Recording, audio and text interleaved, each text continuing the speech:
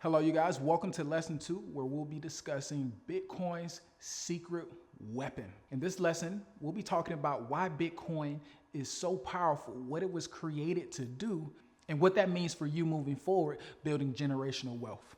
So I think it's very important for us to talk about the origins of Bitcoin so that we can understand it better, right? If we understand where something started at, we can understand its purpose more, and we can understand where it's going in the future. We have more of a good idea to base any assumptions off of, right?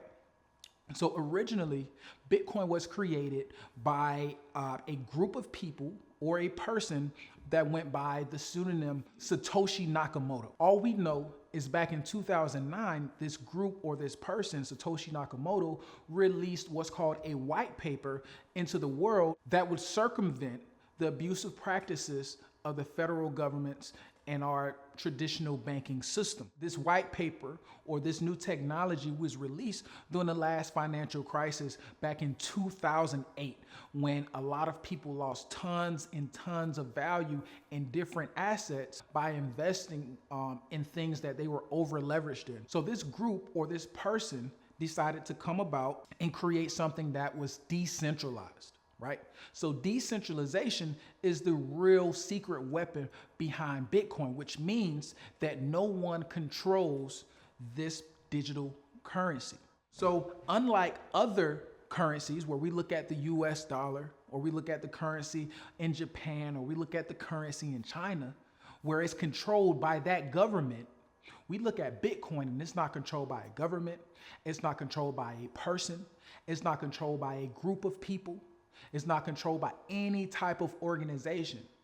It's for the people, by the people.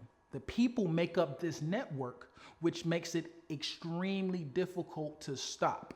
This is why we've never seen anything in the news about Bitcoin going to court or Bitcoin being shut down, because they can't shut it down. That's what makes it extremely powerful. And to kind of bring it into perspective, the SEC is now taking Ripple, what most people associate the XRP token to. They're taking them to court, right? Because they think that they've done something that they should not have done. It doesn't matter what they've done. The fact is that the SEC can point out who is in control of this system, and they can tie something to them. So if they wanted to, they can put these folks in court and they can shut down the entire Ripple network.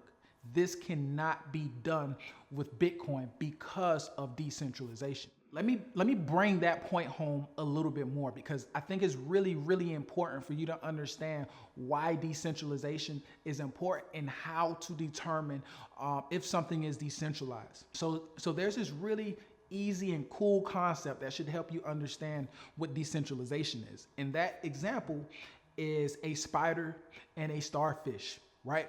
So the spider represents a centralized organization.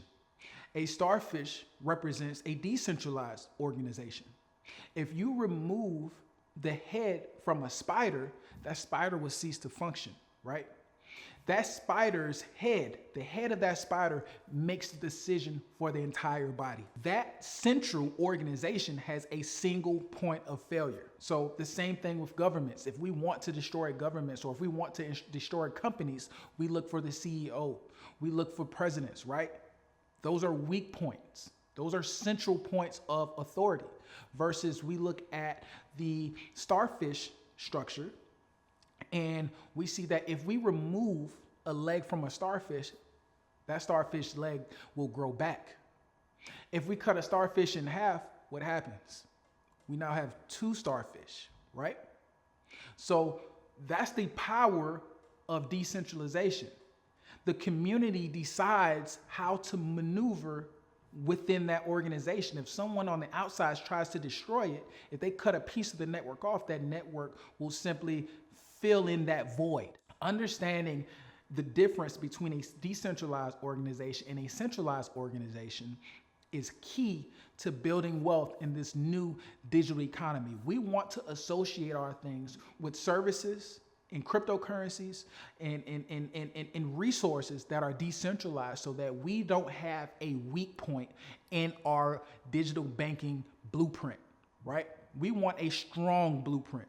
And by backing or by tagging along with things that are decentralized that can't be thwarted by governments or by bad actors, we give ourselves a position of strength to operate from. So that's the value of understanding decentralization versus centralization. And that's why Bitcoin has been such a powerful store of wealth on a global level.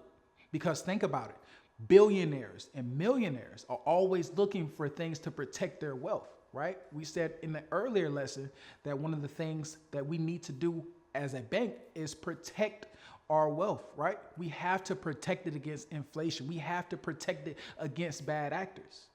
That decentralization is an extra layer of security that many, many wealthy people are flocking to. And as we said in the previous lesson, the more people to join this network, the more value Bitcoin has overall. So Bitcoin's decentralization, or Bitcoin's decentralized aspect, is powered by a new technology called blockchain. So I won't bore you by going into the technical details of blockchain, but what I'll do is I'll explain it in the most simple terms as I can. Placed inside any type of system or organization, it breaks that network up into tiny bite-sized pieces. This is why you can buy a very small amount of Bitcoin. You don't have to buy an entire Bitcoin. You can break it up. You can buy a very small piece of it because the network is broken up into millions and billions of small, tiny pieces. So in all actuality, by owning a piece of Bitcoin, you own a piece of the network. And that's the power of decentralization. Imagine if Facebook was decentralized and we owned our individual value that we contributed to Facebook. Or what if we owned the individual value that we generated on any social platform? That's the value, that's the power of decentralization. Owning your own portion of the network. That is the way of the future. And that's how we'll build generational wealth in a fast, meticulous, and very strategic way moving forward into the future. Okay, so wrapping up, we discussed the power of decentralization, how to determine if something is decentralized with the starfish and the spider example. And we've also broken down into why that's important for you in owning pieces of these new decentralized networks and how that can be used to magnify the creation of wealth for not only you, but for your future generations to come. So with that being said, we'll see you in the next lesson. Until next time.